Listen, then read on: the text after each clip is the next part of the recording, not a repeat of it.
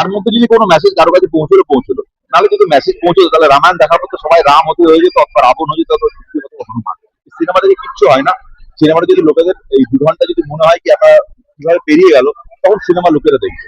এবং আমার মনে হয় এই এই সময়ে বাংলা সিনেমার ওই ধরনের সিনেমা ফিল্ম বা সিনেমা বানানো দরকার, যাতে লোকেরা এন্টারটেইন হয়, যাতে লোকেদের এই ভোটের বাজারে হাওয়া গরম, ওয়েদারের গরম তো এমনিতেই আছে, কারণ চৈত্র পেরিয়ে বৈশাখ আসতে চলেছে এবং রেজাল্টও গরম হবে বা লোকেদের মাথা।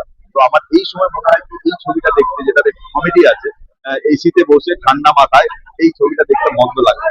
তো প্লিজ ওয়াচ আমাদের ছবি ভিন পায়রা। তো thanks to my producer Pradeep Kumar and my director Arjun Dutta. আমার সঙ্গে কোনো রিলেশন নেই, আপনি যদি টলিউডের খবর পেতে চান, সাবস্ক্রাইব করুন টলি সিক্রেট আর পেয়ে যান আপনার পছন্দের তারকার লেটেস্ট আপডেট।